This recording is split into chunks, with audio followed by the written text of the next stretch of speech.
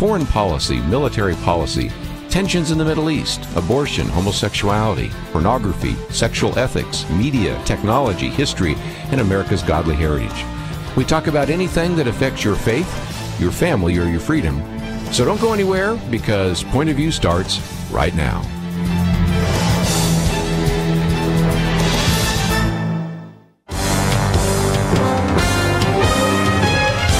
Across America, live, this is Point of View.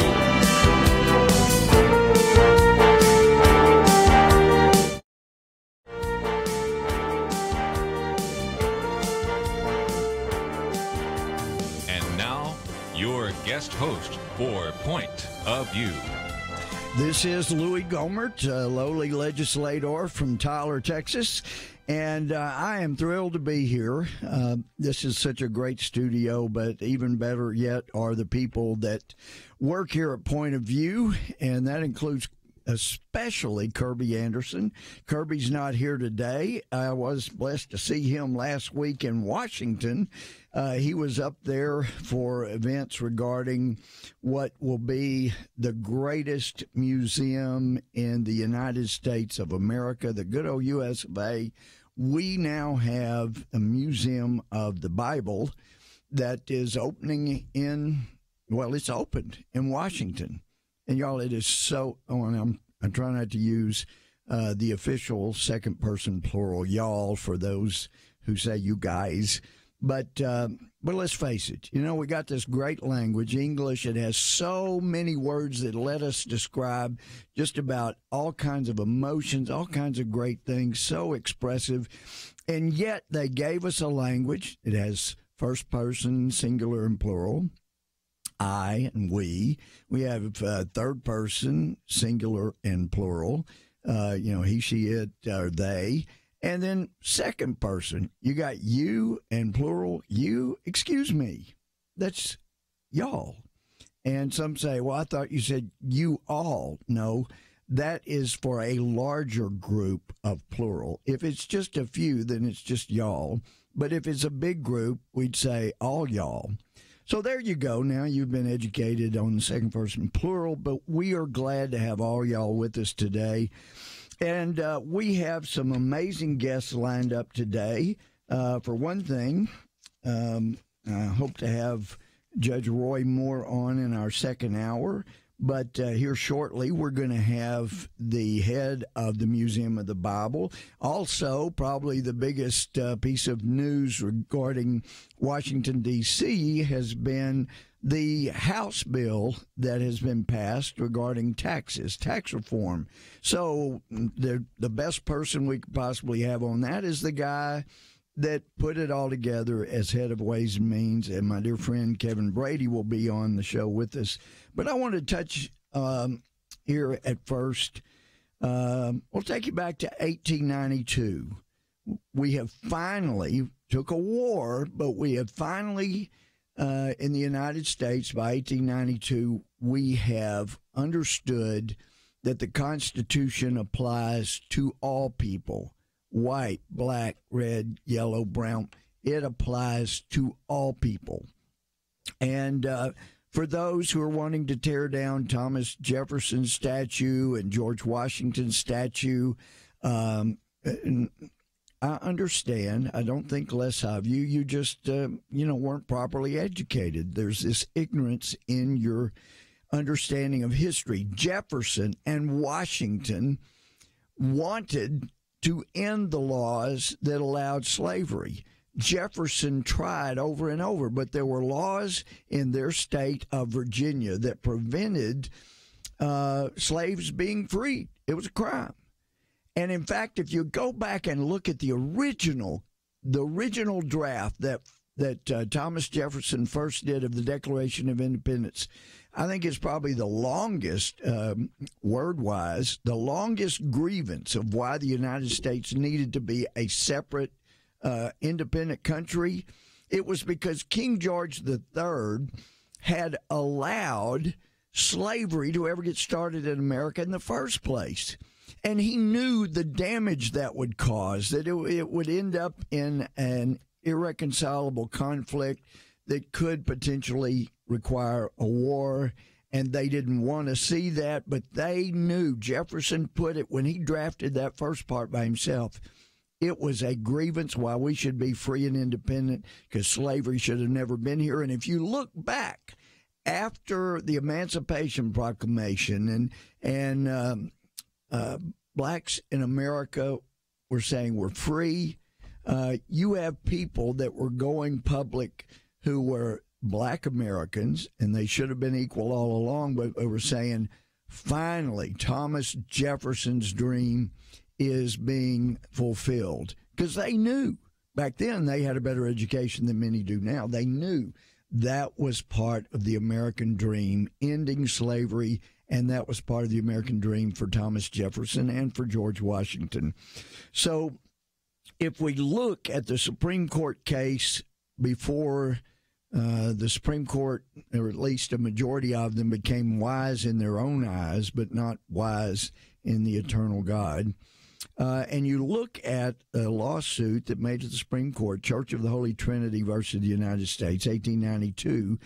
The Supreme Court itself said if we pass beyond these matters, and they'd reviewed a whole bunch of evidence to make clear that the United States was started as a Judeo-Christian country, not that everybody was Christian, they were not, but that it was based on the Bible and Judeo-Christian principles. And the Supreme Court said if we pass beyond these matters to a view of American life as expressed by its laws, its business, its customs, and its society, we find everywhere a clear recognition of the same truth. Among other matters, note the following: the form of oath universally prevailing, and they're talking about so help me God, concluding with an appeal to the Almighty, the custom of opening sessions of all deliberative bodies and most conventions with prayer, the prefatory words of all wills, in the name of God, amen. That's the way wills began back then. The laws respecting the observance of the Sabbath, with the general cessation of secular business and closing of courts, legislatures, and other similar public assemblies on that day being Sunday. The churches and church organizations which abound in every city, town, and hamlet. And again, folks, this is the Supreme Court speaking. I'm Louie Gohmert reading it to you. The gigantic missionary associations with general support and aiming to establish Christian missions in every quarter of the globe. These and many other matters which might be noticed add a volume of unofficial declarations to the mass of organic utterances that this is a Christian nation. So, folks, that's the U.S. Supreme Court. They had corrected the evil that was done with the Dred Scott decision. But Patrick Henry himself, one of our most articulate founders, said, quote, "It cannot be emphasized too strongly or too often that this great nation was founded not by religionists, but by Christians, not on religions, but on the gospel of Jesus Christ. For this very reason, peoples of other faiths have been afforded asylum, prosperity, and freedom of worship here." And it was Jefferson himself that said, God, the God who gave us life, gave us liberty. Can the liberties of a nation be secure when we have removed from a conviction that these liberties are the gift of God? Indeed, I tremble for my country when I reflect that God is just and his justice will not sleep forever. Come on back. This is Point of View. I'm Kirby Anderson's guest, Louie Gohmert.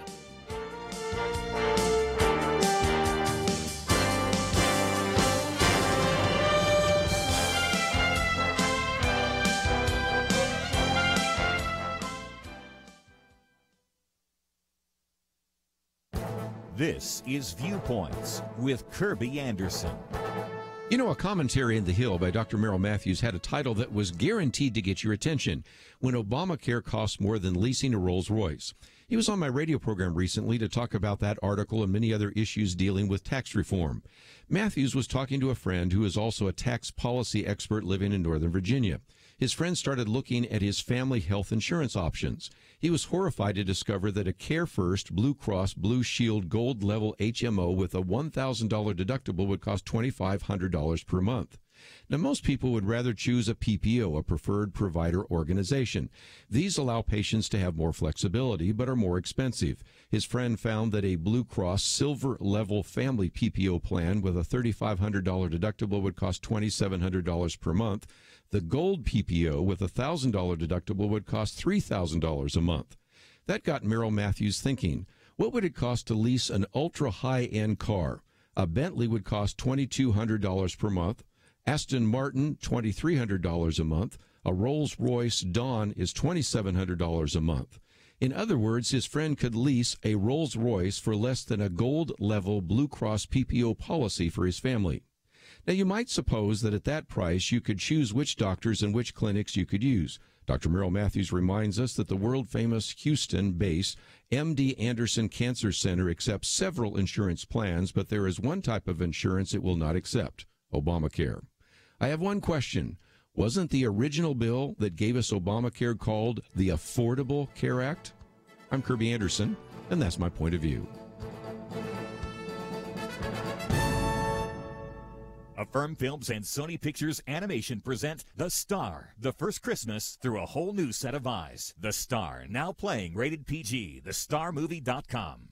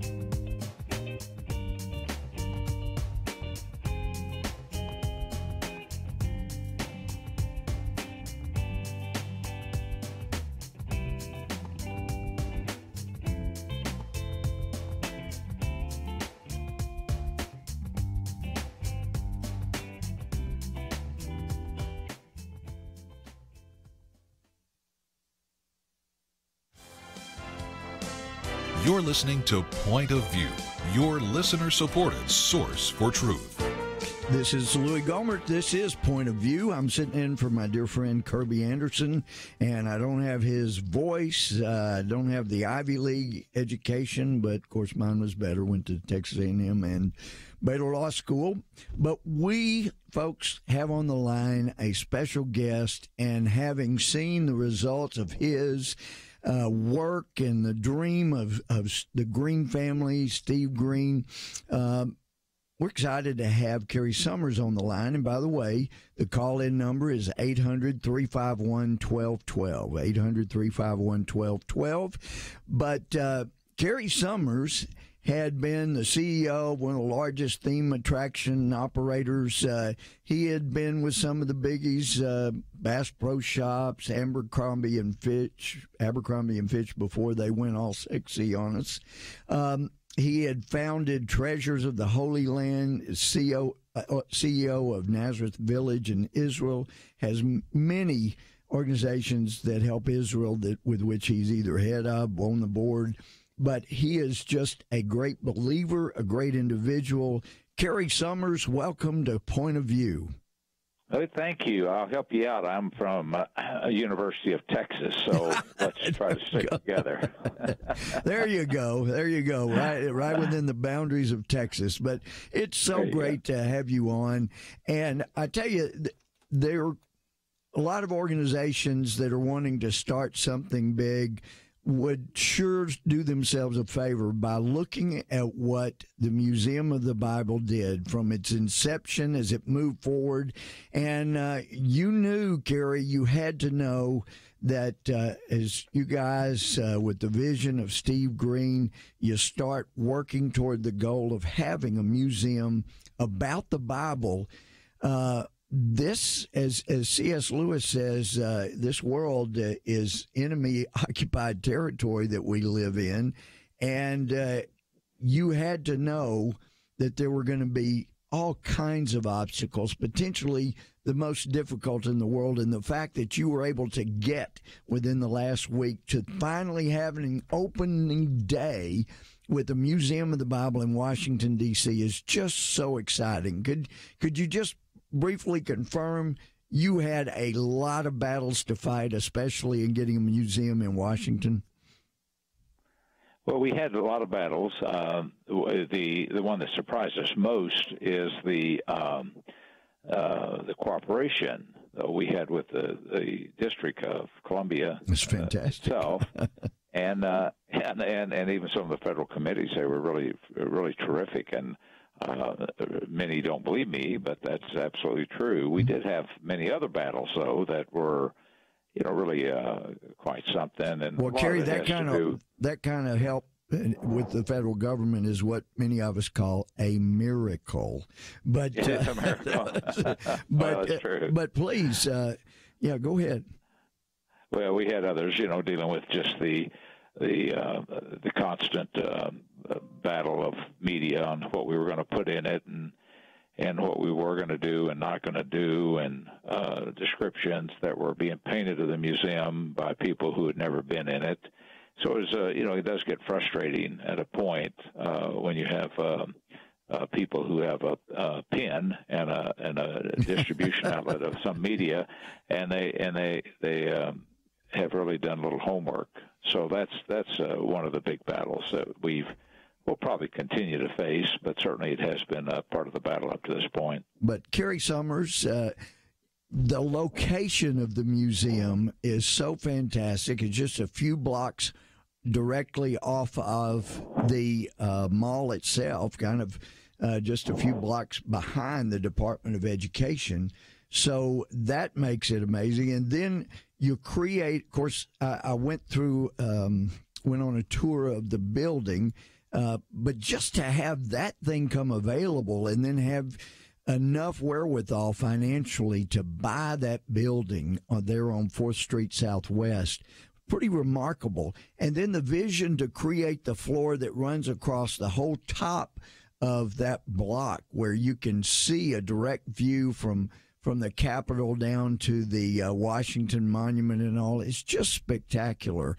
But you said a hard thing about deciding what would go in it. One of the things I was so excited about, and I'd heard you talk about over the last couple of years, you worked a deal with the Vatican that has acres and acres and acres of warehouses and all kinds of biblical artifacts and Bible things that nobody's been able to see. And yet here you created a building that's going to allow you to display things. So that's all been worked out, right, where you have a revolving exhibit with the Vatican?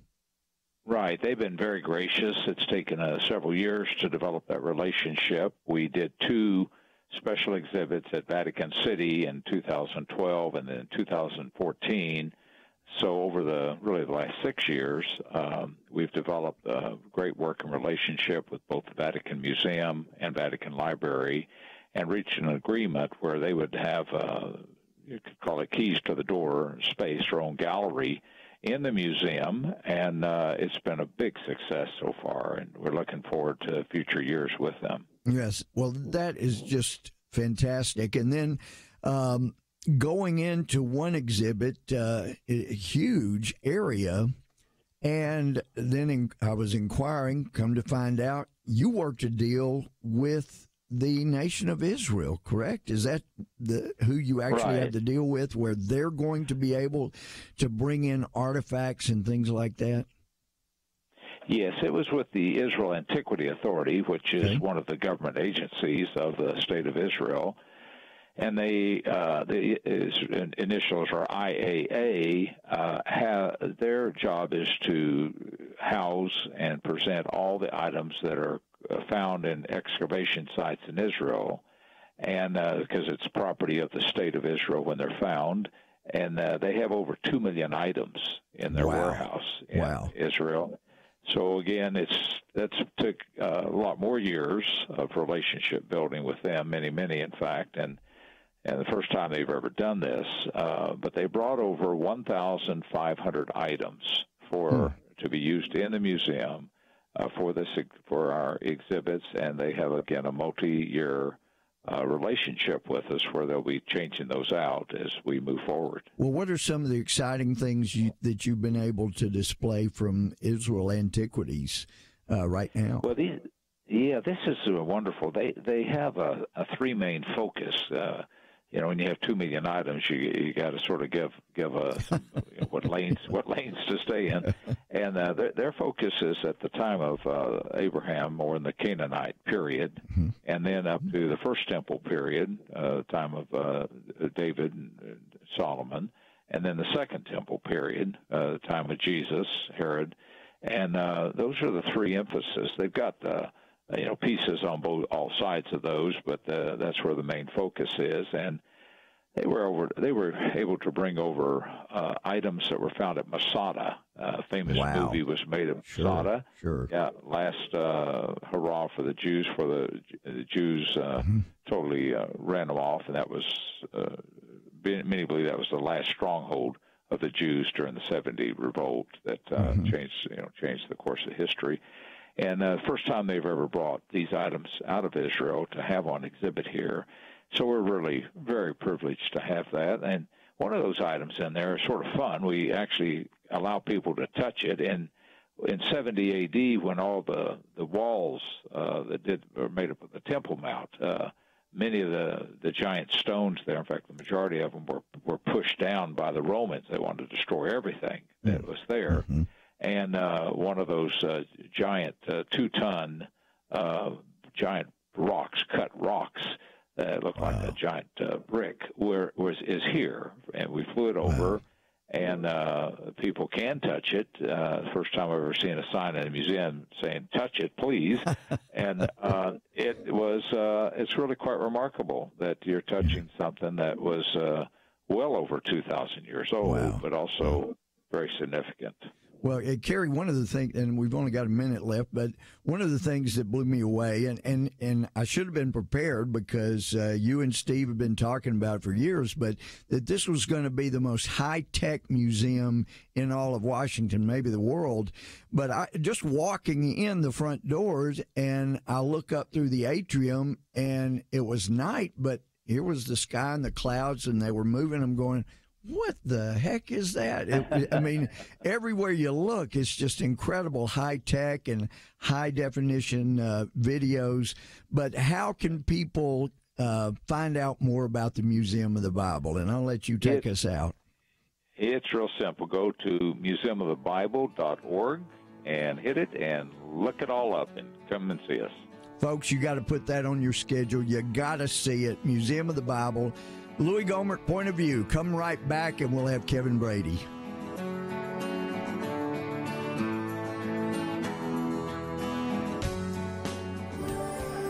Affirm Films and Sony Pictures Animation present The Star, the fully animated story of the first Christmas, told through a whole new set of eyes. Bo the donkey and his stable of animal friends follow the star to become some unlikely heroes. That light, that's the star. This is where it's been leading me. What's his name? His name is Jesus. The Star, now playing. Rated PG, parental guidance suggested. More information is available at thestarmovie.com. If you were homeless and on the run, all because you love Jesus, would you want Christians to step up and help? Our family in the Middle East, the cradle of our faith, is in desperate need because of ISIS and other persecutors. Point of View urges you to support the Cradle Fund today to help these precious believers. Please give at pointofview.net/Cradle Fund or call 1-800-347-5151. Pointofview.net/Cradle Fund and 800-347-5151. Or write Cradle Fund in the memo of your check to Point of View, Box 30, Dallas, Texas 75221. Point of View will continue after this.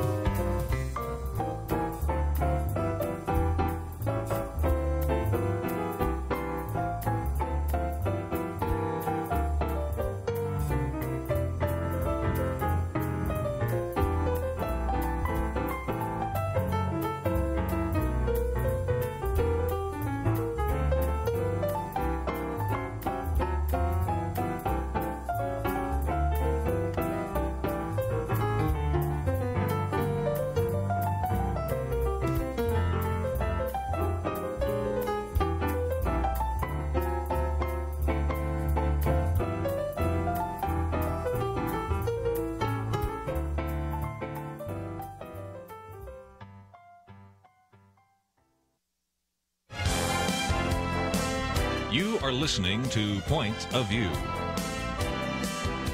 The opinions expressed on Point of View do not necessarily reflect the views of the management or staff of this station.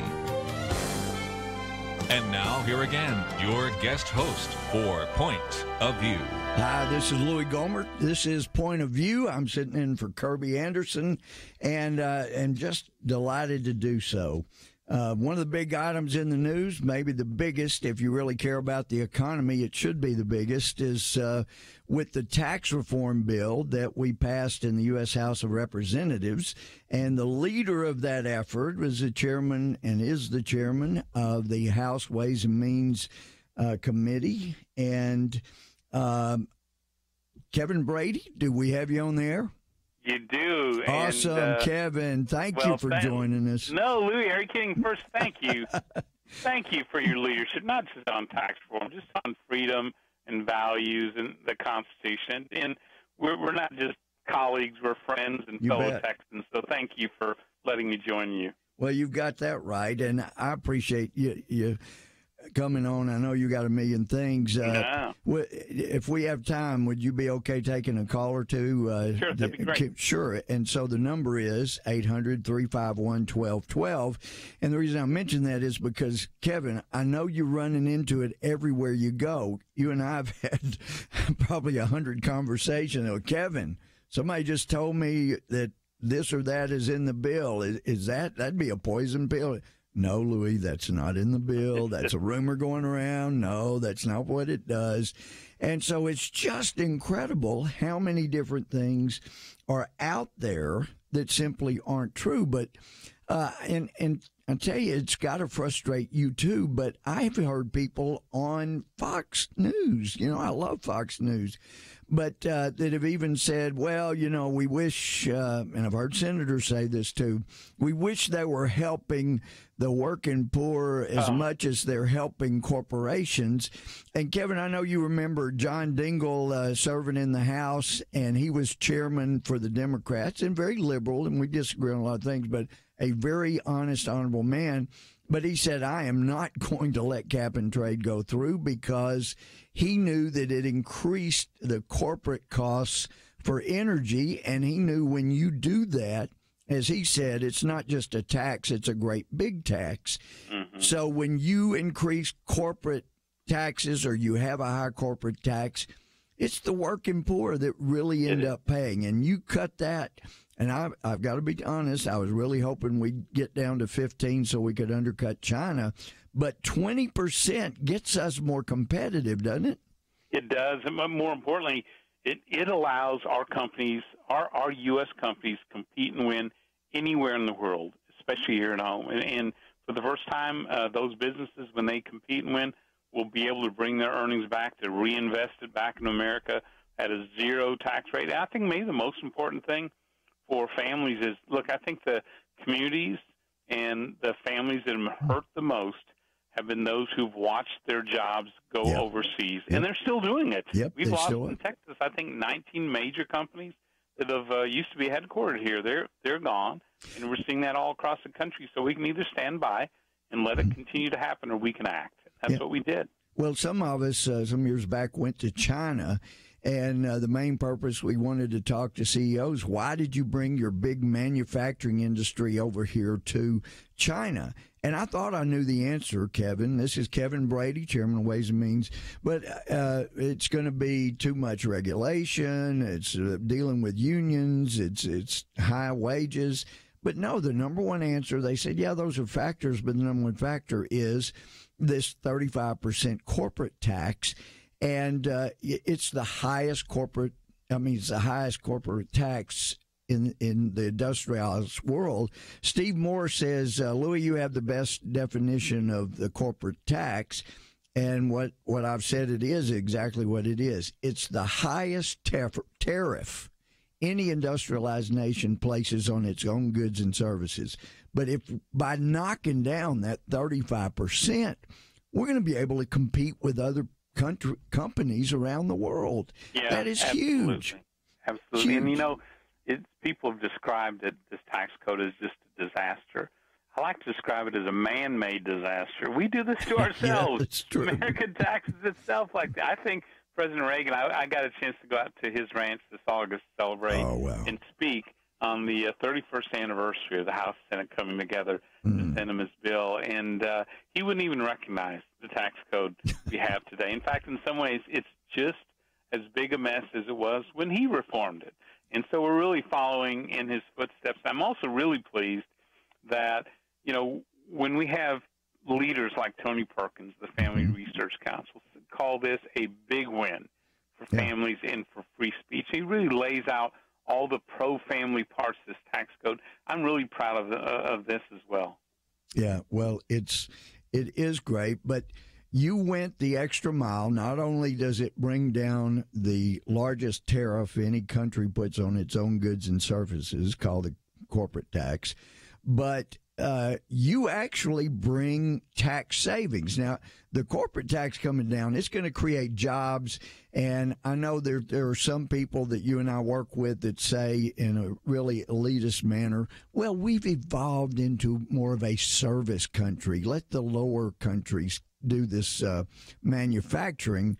But President Trump gets it. You get it. If you can't manufacture what you need in a time of war, you're not going to be a major player after the next war. So you're going to bring that back. But then individually, people are going to save tax dollars, and that's going to help them immediately right at home. You want to tell them what they're getting? We really do. So, look, families are taxed too much. We want you to keep more of what you earn. So, first, we flatten out the tax code from 7 brackets to 4. Some people say 5 because we have a 0 tax bracket for the most modest earners. So we flatten out the brackets. We lower the rates at every level, and then we protect more of the first dollars that families earn by doubling standard deductions. So for just a mom and dad, that's $24,000 tax free to begin with. But we don't stop there. We create a new family tax credit, which is to help. You raise your children. We increase the size of the child tax credit. We double how many families can use it in America. Really critical. Then we add help for both the parents. And if you've got, like me, a college kid who's living at home, we love him being here as he's starting his freshman year. You know, you get help with that as well. And so we have, and then we eliminate the marriage penalty for the most part. For the first time ever in tax law, we make sure families can put aside money for their unborn child's future schooling. We think that's important. And then for the first time ever, we put an end to the IRS's role of policing the speech of churches and nonprofit organizations. All of those, we think, are very important for a pro-family tax code. You're talking about elimination of the Johnson Amendment? Yeah, something that you've pushed for as a Values Action Team leader and member for many years. And, Kevin, I was kind of afraid to bring that up because I was afraid that it might stir up all of those that hate churches and Christianity to really work that much harder against your bill. But it does so much good. And we've got a lot of people who work so hard to help others adopt children and who have adopted children. And I'd heard that rumor, oh, you're coming after, and people said, oh, you're coming after people that adopt children by popping them with extra tax. Would you explain what you do for those who adopt? We don't. We keep the pro-family adoption tax credit, but here's where we but Kevin, people need to hear that because that rumor is spreading around. You're going to hurt those, and folks, you heard it straight from the chairman of Ways and Means. You're going to keep the deduction for those who adopt children. Kevin made sure of that. So if you hear somebody spreading that lie, make sure you sweetly pat them and say that's not true. I heard it from Kevin himself. And here's why. Kathy and I, we're adoptive parents ourselves. Our 2 boys, we only have a family because 2 women in very difficult circumstances chose life. And God blessed us with 2 boys who are amazing. And so, we made sure that's in there. And, one of the things we did, Louie, we really stripped this tax code down to the bare bones. And we said, what's important to America today? Not 30 or 50 years ago. What matters to us today? And the first issue everyone said is let's make sure we continue are pro-adoption, pro-family provisions. So my amendment made sure that that's in the bill today. Yeah. The only tax rate you left the same was the taxes on the wealthiest Americans. And I know you feel like I do. You would love to see a flat tax across the board. You make more, you pay more. You make less, you pay less. But you had to deal with a political reality that was not going to let you get there. There just weren't enough votes even close. Isn't that right? Yeah, it is tougher. Yeah, and I want to see every rate reduced. So what we end up doing, while the top rate stayed the same, families in those brackets get a tax cut as well because they get a rate cut at every level. So we just want Americans to have the freedom to spend what they earn. Well, that's awesome. This is Point of View. We'll be right back.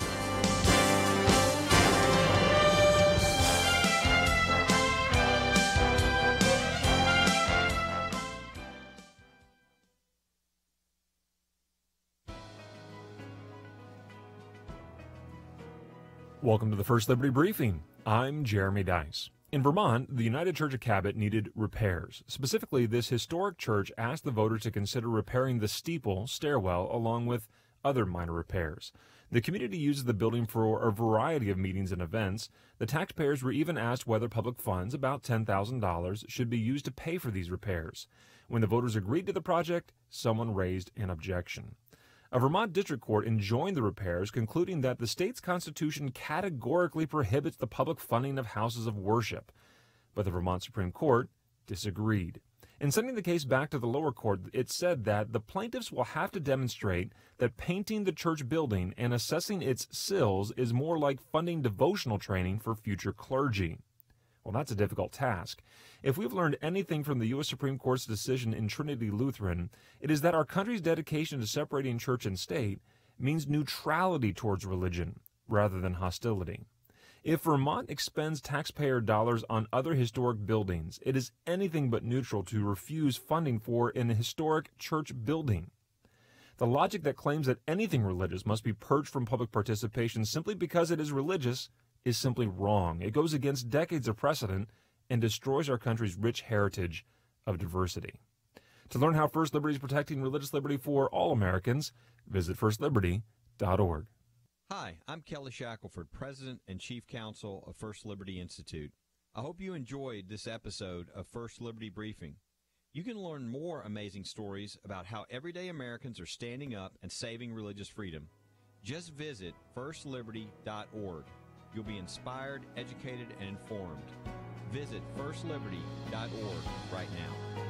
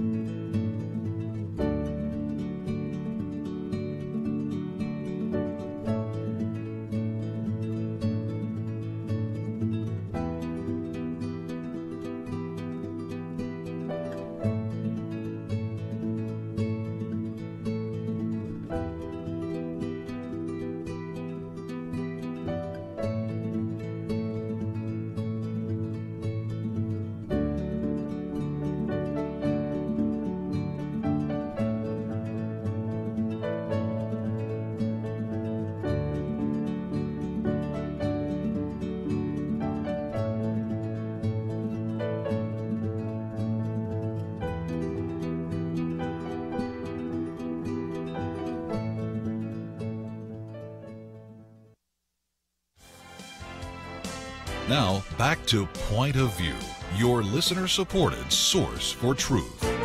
This is Point of View. This is Louie Gohmert, U.S. Congressman from Tyler, Texas, and we are so glad to be with you. We're so glad you're following because, you've heard a couple of amazing guests. And I was hoping to get to callers during the segment with Chairman Kevin Brady, but we didn't quite get there. If you can hang on, I've got as smart a guy as there is in the House of Representatives. He is such a dear friend. He's a brother in arms in the House of Representatives.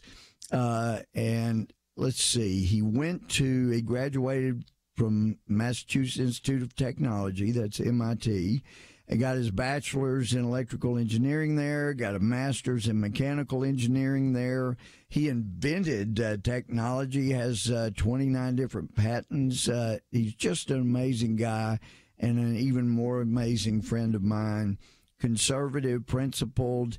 Let's see. Oh, yeah, I see where you had even raised $32 million in a venture capital effort, creating 70 jobs as a businessman. But I am so glad that Congressman Thomas Massie is in the U.S. House. He married his high school sweetheart, Rhonda, and I just love both of them. They got 4 kids, and their kids are smart like they are. But welcome, Thomas Massie, to Point of View. Thanks for coming on. Hey, thanks for having me, Louie. You're one of the best friends I've got in Congress, and it's a small group, I can tell you that.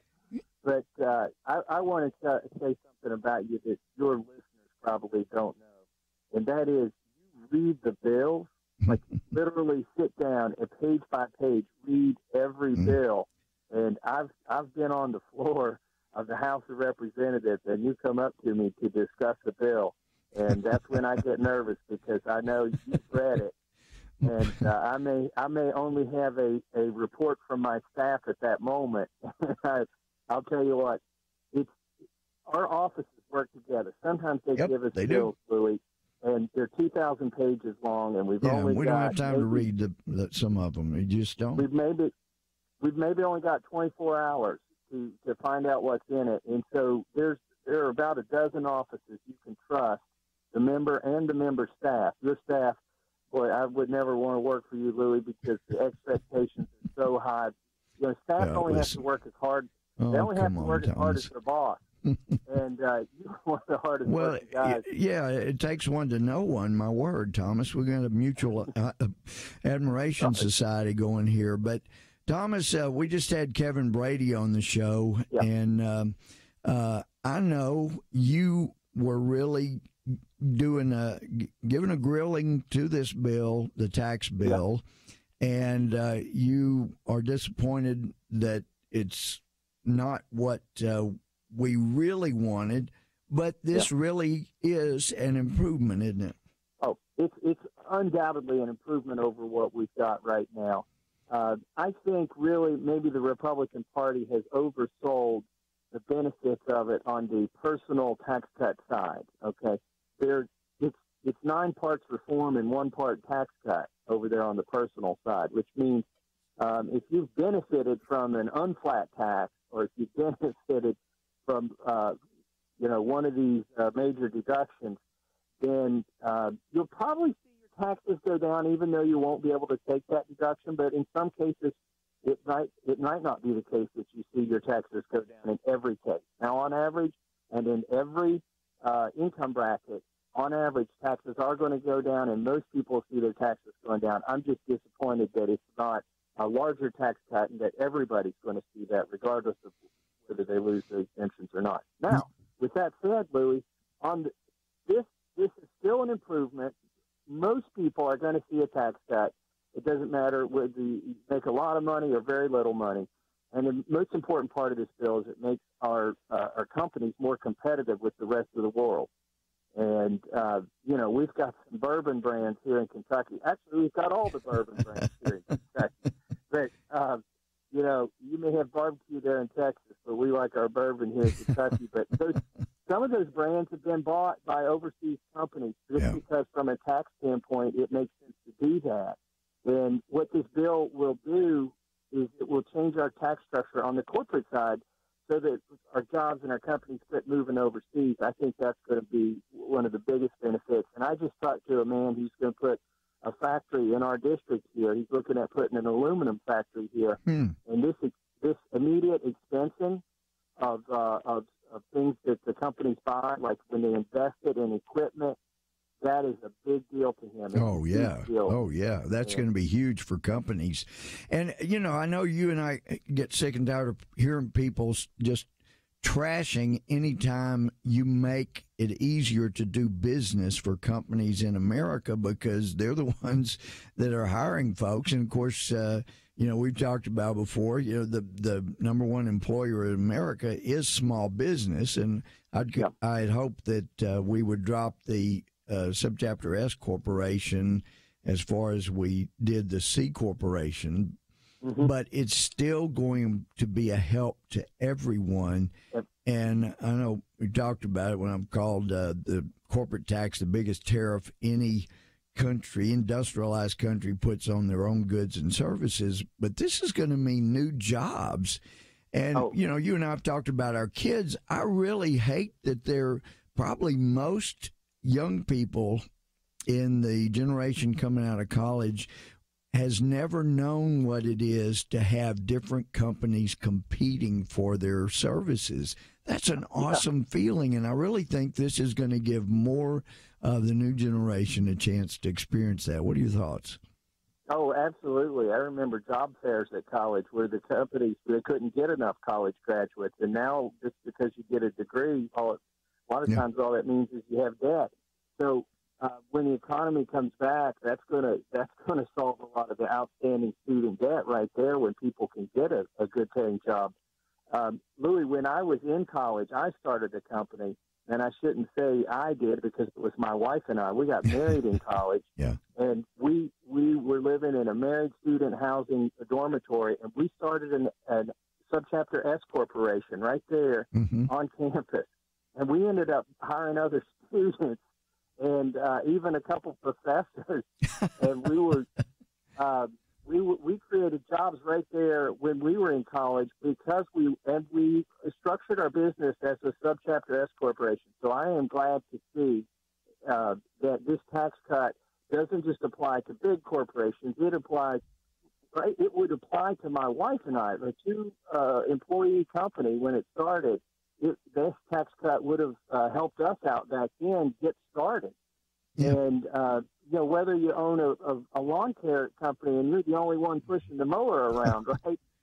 Or whether you've got a machine shop with 50 people, if you're a partnership, an LLC, one of those, S corporations, then you will be able to hire more people or reinvest that.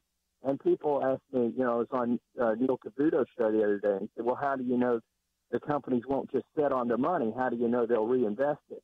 I said, because it's a permanent tax change.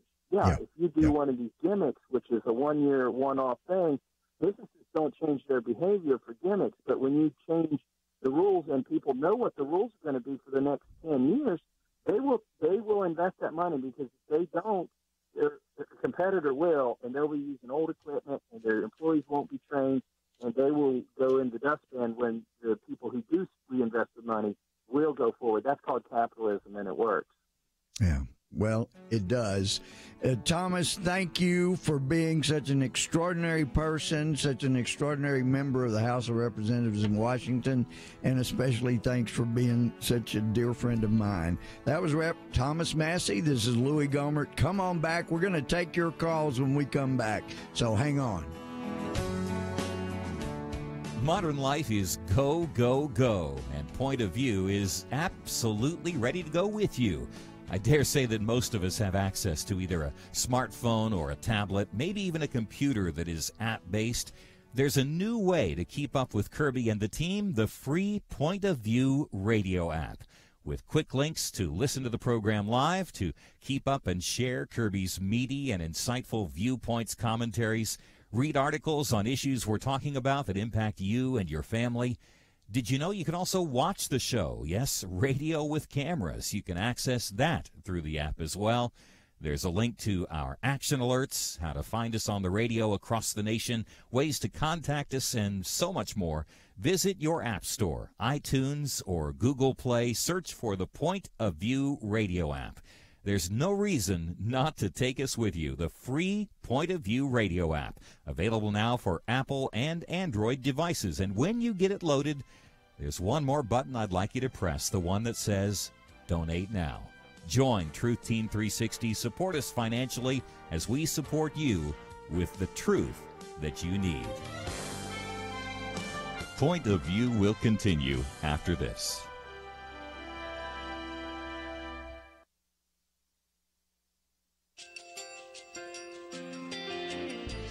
I just want to thank you so much for all the wonderful programming you have. You're just absolutely fantastic. I recently started listening to Point of View, and I really found it interesting because of the different subjects you cover. Thank you for that. I really appreciate everything that you do in keeping us informed. Thank you, Kirby, for everything that you have been doing. I appreciate all the work that you're doing, advocating for the Word of God.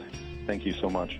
Point of View, I think, is absolutely necessary because it's a Christian perspective, a biblical worldview perspective, and receive very current, up-to-date information about what is really going on, week to week in our culture, which is changing so rapidly, and yet it's morally sliding backwards.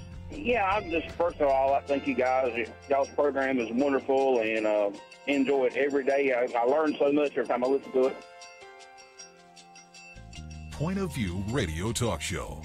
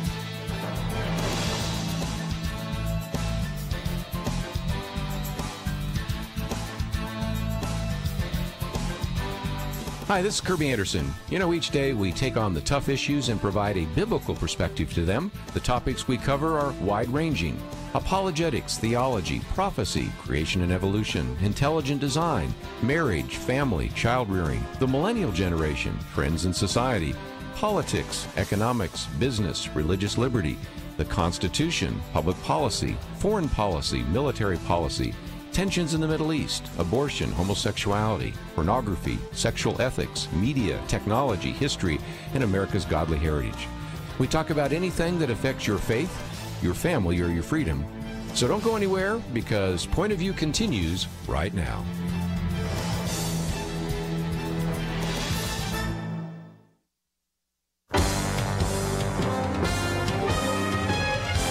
Across America, live. This is Point of View.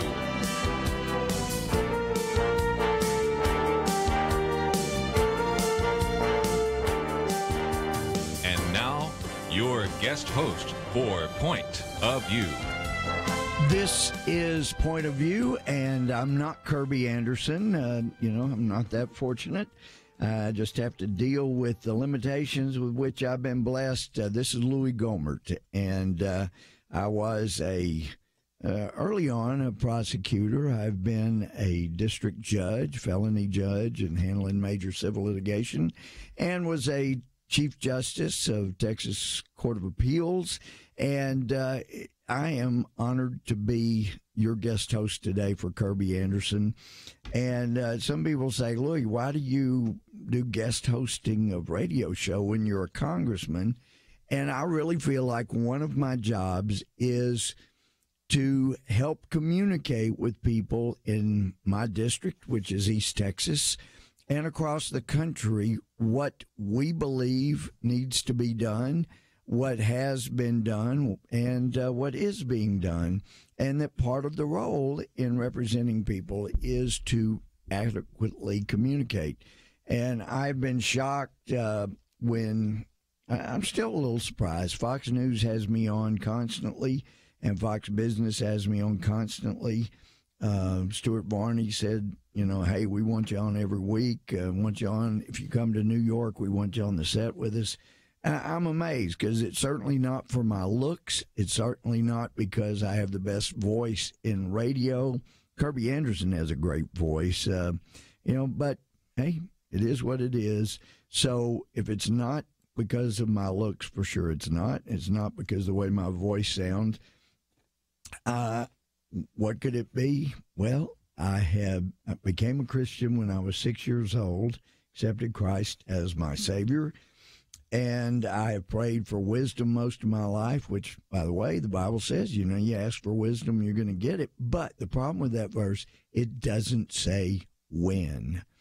So I'll keep praying, and I know someday God will give me some wisdom. In the meantime, we muddle along. But I would like to hear from your wisdom. You can call here to Point of View, 800-351-1212. And for those that perhaps are going through public education now and you're not sure what 1212 means, it's 1212. So that's 800-351-1212. And, you can say, oh, there he goes, taking a shot at public education. Well, my girls all went through public education at high school. And what I have seen, because of the federally mandated test, and you're familiar with the test, it requires that for a school to be reimbursed or paid for each day that a student is in school, that student has to pass, in quotation marks, the test. Federal government doesn't give the questions that must be asked, but they generally have areas of knowledge that need to be covered. And one of the things that has broken my heart is as I visit schools around my district and other places in the country, I find so many schools have dropped art. They've dropped music, and supposedly we're told from some medical literature that if you're educated in music, if you're really into music, if you're into art, using your imagination, creating, that it gets synapses firing in the brain that may not get firing otherwise. In other words, you develop a greater capacity to learn in other areas and to be more productive in your thinking and as a U.S. citizen. So I've even been to elementary schools where they say, yeah, we had to drop recess. We just didn't have time because we're teaching to the test because we can't afford to lose that federal money. Well, how about if we could do away with the federal Department of Education, since education is not a mandated power that is reserved to the federal government, therefore it's actually reserved to the states and to the people under the 10th Amendment. And think about where we were, how competitive we were, how much knowledge people had that got a complete education before there was a Department of Education, which came about in 1979, 78, 79, when Jimmy Carter was president. Well, we have not done ourselves any favor. I read years ago, back in the 80s, that they had to dumb down the scoring of the SAT itself because students weren't doing as well overall, and that way it didn't look as bad for federally mandated education. And I would love to know for sure, but I was told that the only area of history that was really required to be taught as far as federal mandates was that when the United States dropped atomic bombs on Hiroshima and Nagasaki, it raised serious moral issues about the United States. Well, folks, if that's the only thing that we're mandated to be learned, then we're mandating lies be learned by American students. Because if you go back and you actually study the history, look at the people involved, what they said, what they were wrestling with, what President Harry Truman was wrestling with. He had been provided information that basically indicated if we did not use the atomic bombs in Japan, the United States was going to have to invade Japan. And the emperor had already commanded the people that they were to fight to the death to defend each home. And the estimates are around 10 million people would have died by the Allies having to invade Japan and the Japanese people fighting to the death to protect their country and their homes. And that even though every life lost was a horrible, horrible loss, when you compare 300,000 or so people, those precious lives that were lost, to 10 million or so lives that apparently would have been lost if we had to invade Japan, then you see it didn't raise moral issues about the judgment in the United States. It made very clear that life was incredibly important to American leaders in World War II. And any way we could save the most number of lives, that's what we needed to do.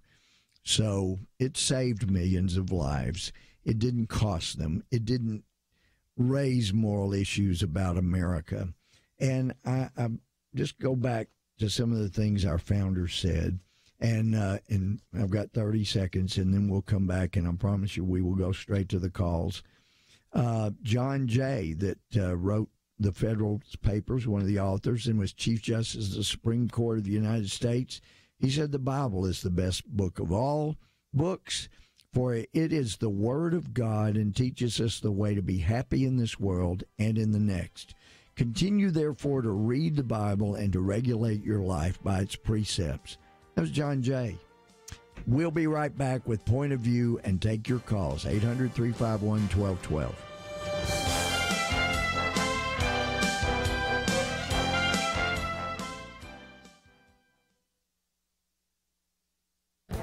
This is Viewpoints with Kirby Anderson. You know, a commentary in The Hill by Dr. Merrill Matthews had a title that was guaranteed to get your attention: When Obamacare Costs More Than Leasing a Rolls-Royce. He was on my radio program recently to talk about that article and many other issues dealing with tax reform. Matthews was talking to a friend who is also a tax policy expert living in Northern Virginia. His friend started looking at his family health insurance options. He was horrified to discover that a Care First Blue Cross Blue Shield Gold level HMO with a $1,000 deductible would cost $2,500 per month. Now, most people would rather choose a PPO, a preferred provider organization. These allow patients to have more flexibility, but are more expensive. His friend found that a Blue Cross Silver Level Family PPO plan with a $3,500 deductible would cost $2,700 per month. The Gold PPO with a $1,000 deductible would cost $3,000 a month. That got Merrill Matthews thinking, what would it cost to lease an ultra-high-end car? A Bentley would cost $2,200 per month. Aston Martin, $2,300 a month. A Rolls-Royce Dawn is $2,700 a month. In other words, his friend could lease a Rolls-Royce for less than a gold-level Blue Cross PPO policy for his family. Now, you might suppose that at that price, you could choose which doctors and which clinics you could use. Dr. Merrill Matthews reminds us that the world-famous Houston-based MD Anderson Cancer Center accepts several insurance plans, but there is one type of insurance it will not accept: Obamacare. I have one question. Wasn't the original bill that gave us Obamacare called the Affordable Care Act? I'm Kirby Anderson, and that's my point of view. Affirm Films and Sony Pictures Animation present The Star, the first Christmas through a whole new set of eyes. The Star, now playing rated PG, thestarmovie.com.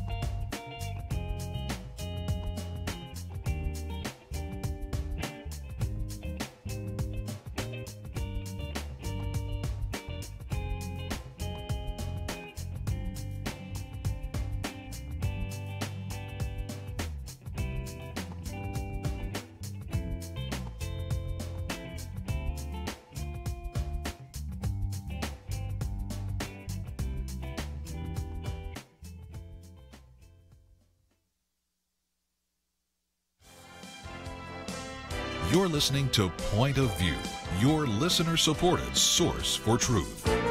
This is Point of View. I'm Louie Gohmert, sitting in for Kirby Anderson today, and thrilled to be doing so. One other point, historically, the Revolution was won and led by George Washington as the commander of the Revolutionary Army. John Jay, that I just quoted from before the break, was one of the negotiators, John Adams, I believe. But anyway, they had to negotiate with England and get them to sign a document known as the Treaty of Paris, or the Treaty of 1783. And I was shocked. My pastor, David Dykes of Green Acres Baptist Church, and his wife, Cindy, were in Washington, and my wife came up with them so we could look at some things, do some things together. And we were going through the State Department, and it's generally a pretty boring tour. There's so many others, so much more interesting. But there in a glass case was an original copy of the Treaty of Paris 1783. And I looked at David and I said, David, did you know it started that way? He said, no. But in huge, big letters, it started in such a way, and I went, well, you know what? If you're going to get the most powerful country in the world to swear that they will recognize you're independent, you have a right to be free and independent for them, even though they got the strongest military, strongest navy, you want them to take an oath that they'll take seriously. And, folks, that is why the Treaty of Paris, 1783, that in which England recognizes our right to be free and independent starts with these words, and I'm looking at a Xerox of the beginning of the treaty. It says, in the name of the most holy and undivided Trinity. For those that are not familiar with what the most holy and undivided Trinity is, that, as Christians all believe, is the Father, the Son, the Holy Ghost. And that's why it was called the most holy and undivided Trinity. Folks, that's how we got to start. Let's go to the phones. We have Tony in Georgia. Let's see. Now, Tony in Georgia, are you there? Yes. Hey, Tony, I got it.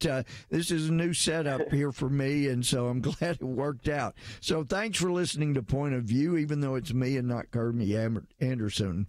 But please, what's on your mind? Well, I appreciate you taking my call, and the second time I get to talk with you. Oh, you know, excellent. I talked with you a while back. Yeah.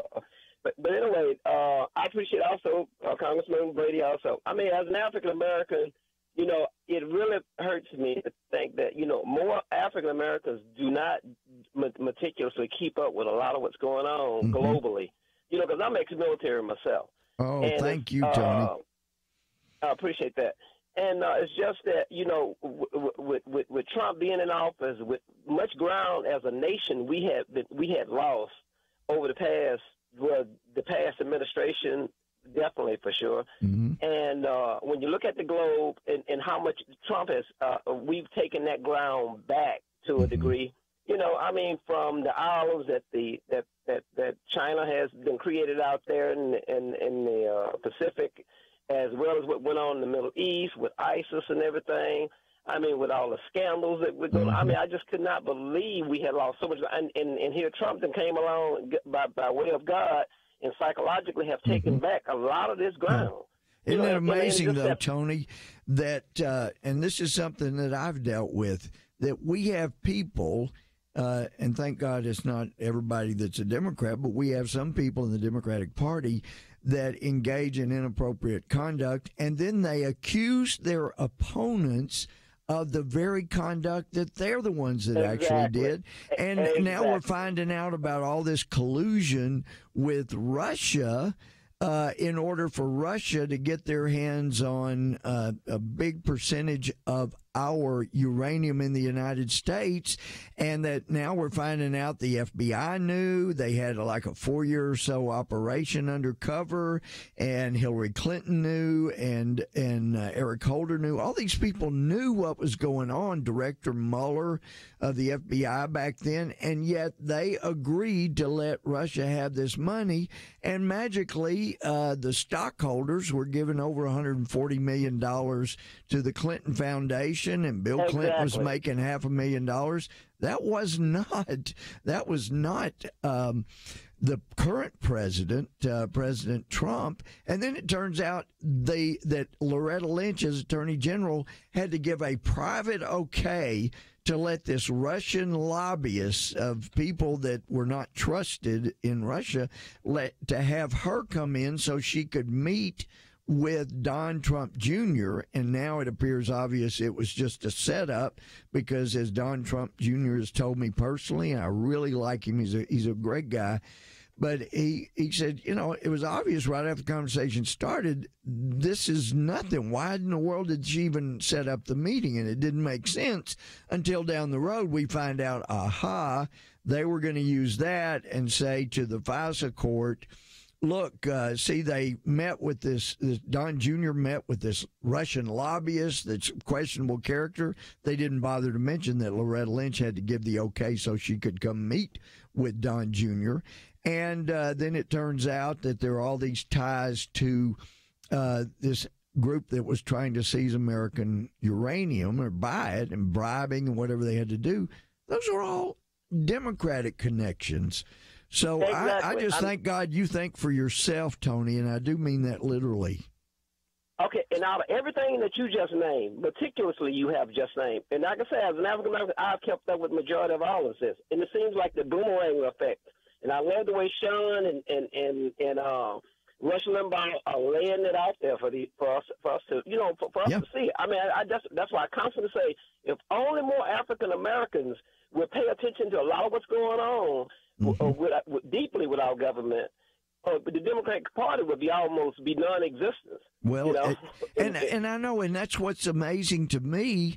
I was at a seminar some years back at, of all places, Harvard, and I think he was dean of economics. He was dean of one of the business colleges, and he had charts, and he said, here is a chart of single mom income when adjusted for inflation from when in the 60s this welfare started under Lyndon Johnson to the point where welfare reform was done and people were forced to get jobs if they could. And so you look at the chart, Tony, and it was 30 years flatline, single moms with little kids, when they were getting welfare, when adjusted for inflation, flatlined, no increase. It just kept them at this low level of income where they were just struggling. And then he had a chart that said, now, here's after welfare reform that Republicans did and drug Bill Clinton kicking and screaming because he vetoed. He didn't want to pass it. When they had enough votes to override his veto, he went ahead and signed it. Now he brags about, I did that. But then he had 10 years after the welfare reform welfare was reformed. And wow, the line went, just straight up 45-degree angle where single moms started making more and more money. And people were saying, wow, thank you, Republicans in Congress, for forcing welfare reform. I didn't know that life could be so good. And now I've got people grateful that I'm working for them. I mean, God expected us to have a job, Tony. And that's why, in the Garden of Eden before the fall from grace, God gave Adam and Eve a job. He said, tend the garden. It's good for us. And I take it, you know what it is to go out and get a job and have that self-fulfillment. I don't know what you do. What do you do, Tony? You've served our country. Thank you for that. What are you doing now? I work in Augusta, Georgia. We're actors in South Carolina. We're border states. Working Kimberly Clark. Of course. Been there. Yeah. I'm a coordinator. Yes, that's why I work at Kimberly Clark, and I'm a coordinator in what they call the C-Tech department. Fantastic. Yeah. Well, I sure hope people will learn from you. And I want to finish. We got less than a minute, but my wife and I were over in West Africa with Mercy Ships. They do an amazing job. And some of the West Africans wanted to meet with me, and the oldest gentleman was Ebenezer, and at the end of the reception, he said, look, we wanted to tell you before you go back to Washington how excited we were when you elected your first black president, but since he's been in office, we've watched America get weaker and weaker. We all know where we go when we die because we're Christians, but our only hope of having any freedom in this life and having peace in this life, if America is strong. Quit getting weaker. Exactly. Tony, he could see that. Well, God bless you, and I hope you will come right back. Thank you, Tony. This point of view, come on back. There's a lot more coming. Affirm Films and Sony Pictures Animation present The Star, the fully animated story of the first Christmas told through a whole new set of eyes. Bo the donkey and his stable of animal friends follow the star to become some unlikely heroes. That light, that's the star. This is where it's been leading me. What's his name? His name is Jesus. The Star, now playing. Rated PG, parental guidance suggested. More information is available at thestarmovie.com. If you were homeless and on the run, all because you love Jesus, would you want Christians to step up and help? Our family in the Middle East, the cradle of our faith, is in desperate need because of ISIS and other persecutors.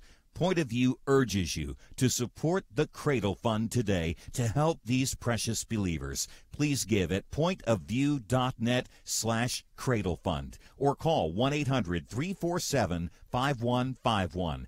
pointofview.net/Cradle Fund and 800-347-5151.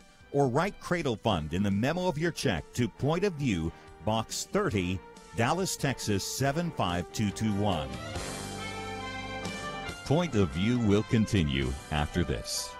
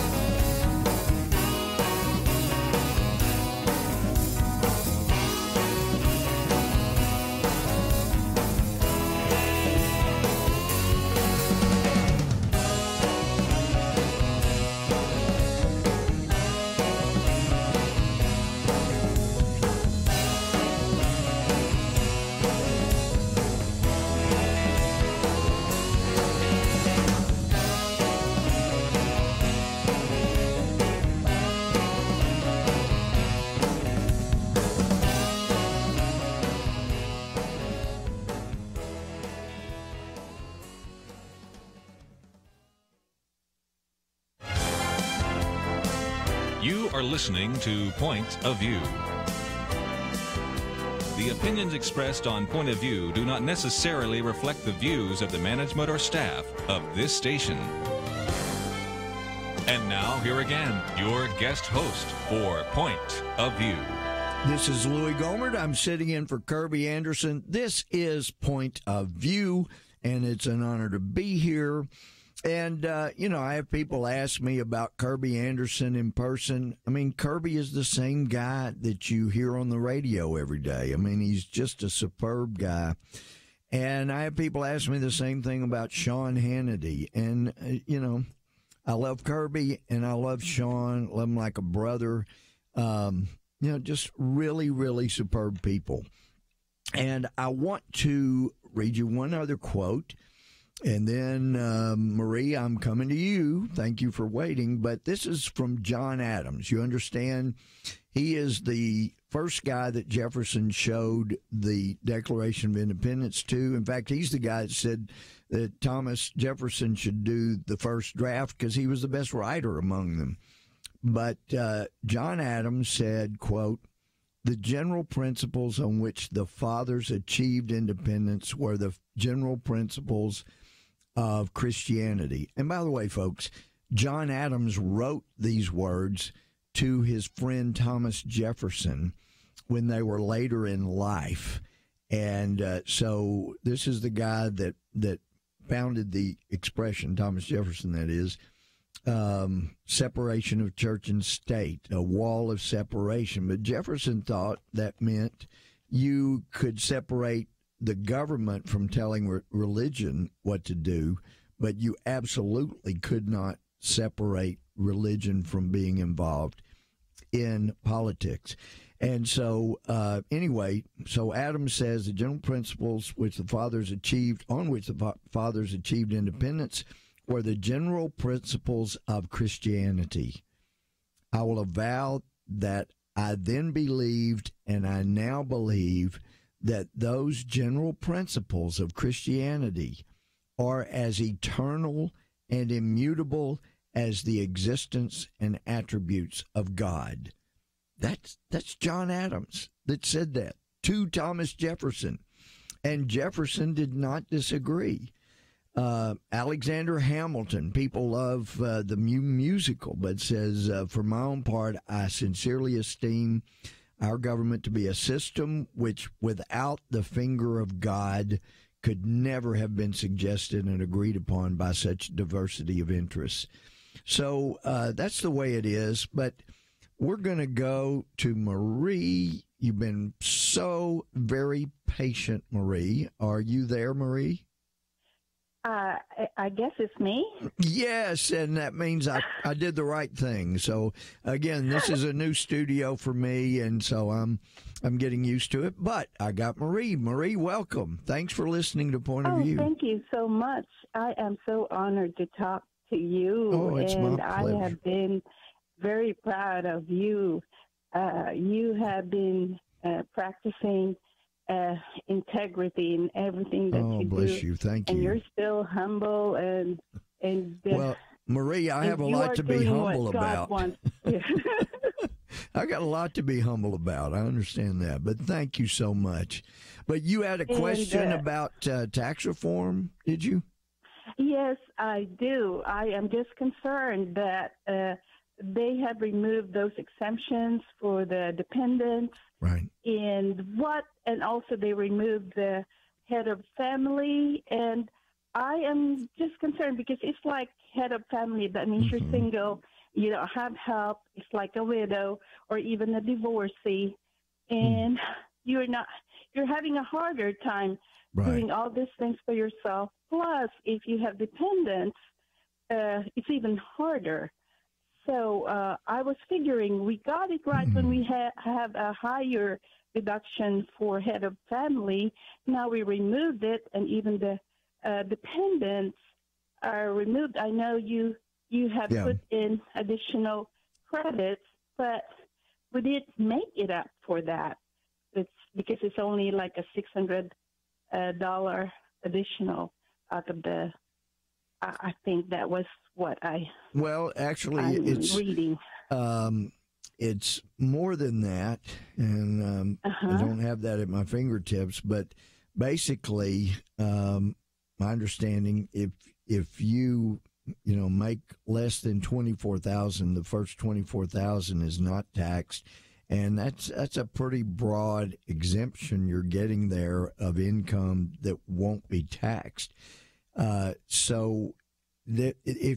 you're right. If you have a really large family, it could have a detrimental effect. And by detrimental, I mean you could pay a little more. But then again, the tax rate is coming down. And I really got frustrated with Senator Schumer saying, before the official plan even came out, much less before it was passed. I mean, when it was just being talked about, he goes on the floor of the Senate and says the Republicans are raising taxes on the nation's poor from 10 to 12%. Well, what the tax rate did was those that were paying 10% would pay no tax. And frankly, Marie, I really, really would love to have a flat tax. And if you're on the low end, okay, make it 7% or something. But I really think everybody, as the saying goes, ought to have some skin in the game. Everybody ought to put a little something in. If you only have a widow's mite, then it should be a fraction of the widow's mite. But let's make sure everybody puts something in. But what this bill does, if you've been paying 10%, you now pay nothing. And then if you've been paying 25%, your taxes come down to 12%. But Senator Schumer and other Democrats were trying to say you're going to go from 10% to 12%. And frankly, Marie, as soon as this first came out, that the lowest rate would be 12%, I asked the two of the three people on Ways and Means who knew the most about the specifics. I said, is there any chance that anyone who is currently paying 10% could end up paying 12%? And initially they said, well, until we see the brackets, we can't say that for sure. Well, now we have the brackets, and we can say for sure that no one who was paying 10% would go to paying 12%, but people who are paying 25% should come down to 12%. But we know now from the brackets there will be nobody that goes from 10 to 12. So that was simply a false statement about people going from 10 to 12. We now know that wasn't true. And frankly, I brought that up a number of times. I said, you guys better make sure that nobody, not even one, goes from paying 10% to paying 12%, because if there were even one with the same amount of income goes from 10 to 12, then the national media will find that one person, they'll put them on the air, they'll stamp liar on everybody's face because you said people were not going to pay higher tax if they made the same amount. And that's what we're trying to accomplish. So one of the things, though, Marie, when we try to bring down the rates and we try to simplify the tax code, there are some people that win bigger than others. And so most people should get a tax cut. And I'm talking about most people. I'm not talking about the rich, the super rich, but everything below that. And I'm not sure where the bracket ended on that, but people at the high end, their tax will still be 39.6%, but everybody below that should have a lower percentage. I don't think anybody should still have to pay the same. I thought it should all come down, but that's where it is. But and I don't know if you heard Kevin Brady, but he was pointing out, and I was I brought it up, and I wasn't kidding. I was kind of afraid to say the Johnson Amendment in the House version is repealed. That's what Lyndon Johnson put in. Before the Johnson Amendment, every church in America was basically involved in politics in some way. But after the Johnson Amendment, churches that were trying to follow the tax law could not be involved in politics. Well, thank God churches were involved in the 1800s. That's how we got rid of slavery. Thank God they were involved in the 1700s. That's how we got a revolution. But Marie, you just you can go to the Ways and Means website and get that information. There's some great summaries. But I thank you and I thank God that you are paying attention. Thanks so much, Marie. I am really very thankful, but I encourage you to continue fighting for Christian principles. I mean, the Word of God applies in all of our dealings, because that's what's going to save us. Even the atheists need this point of view. Come on back.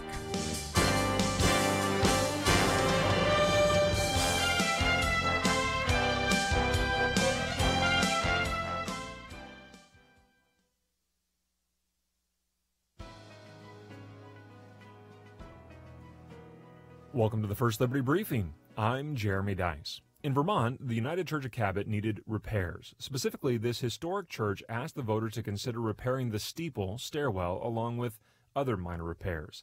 The community uses the building for a variety of meetings and events.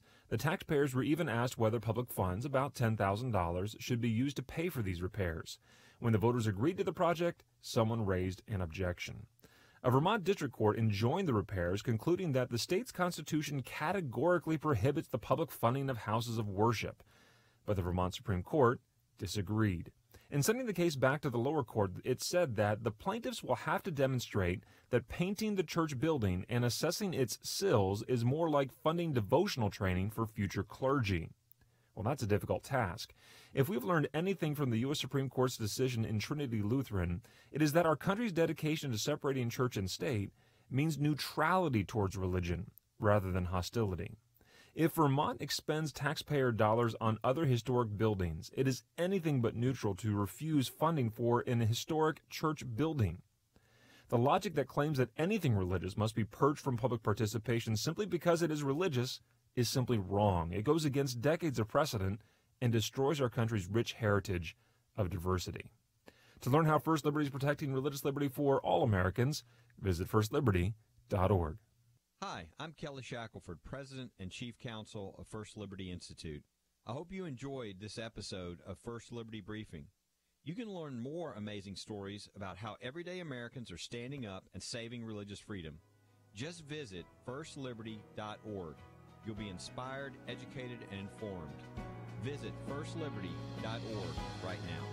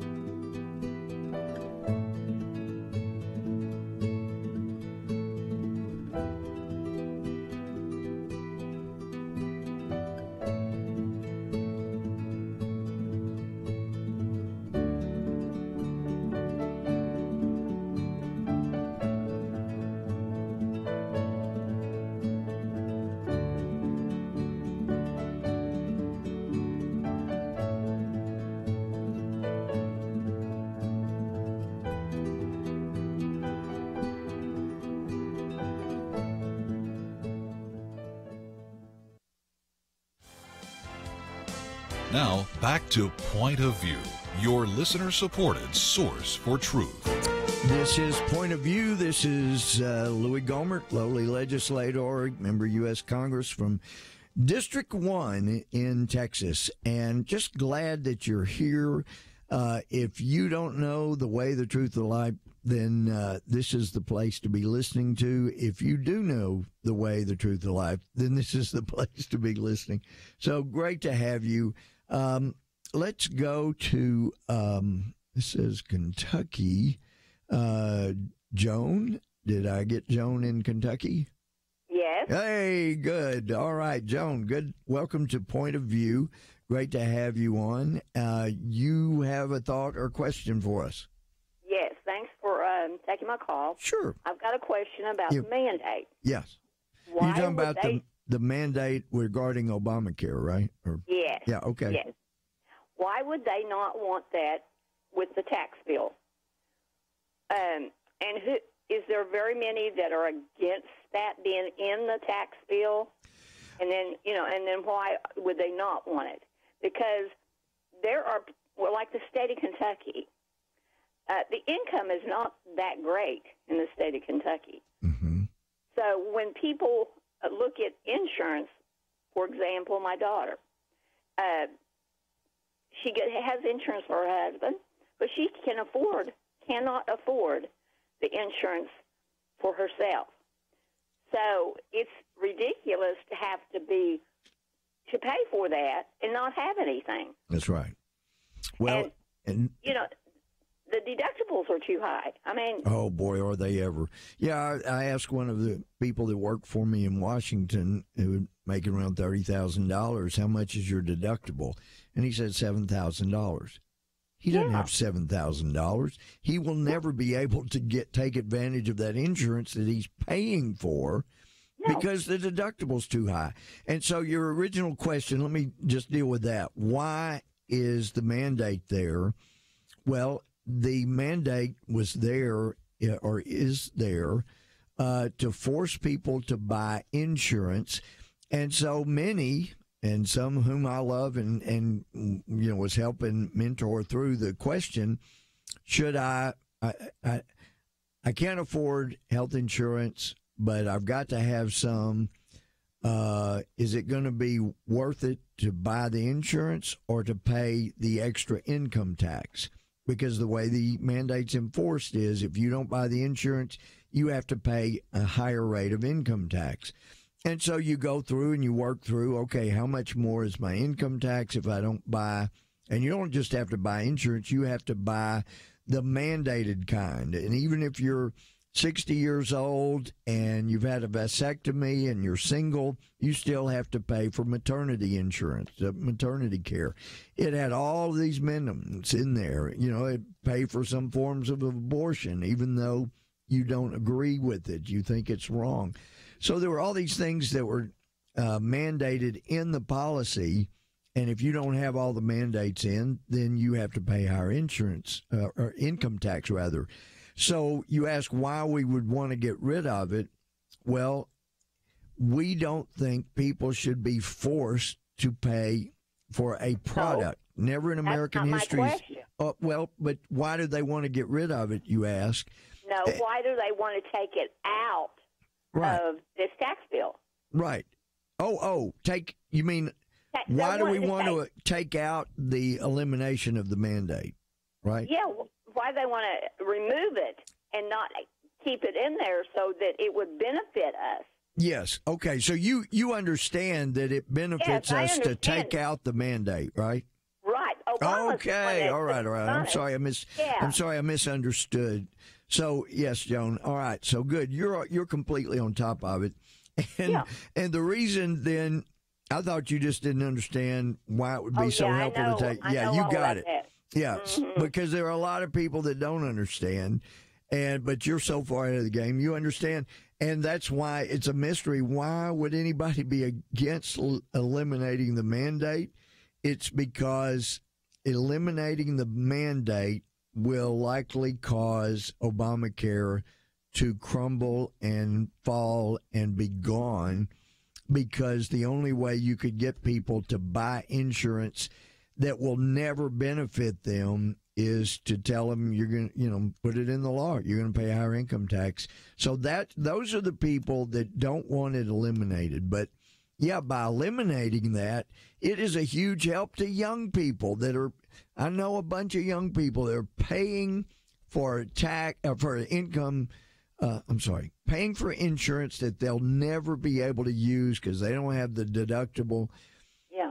And it's costing them a lot of money, and they know they're throwing money down the tube, but they can't wait to get rid of it. But Joan, the media will be screaming, and some of them already are, but if you eliminate the mandate, there will be so many people without insurance. Look, there'll be millions that drop it because they're not getting any benefit.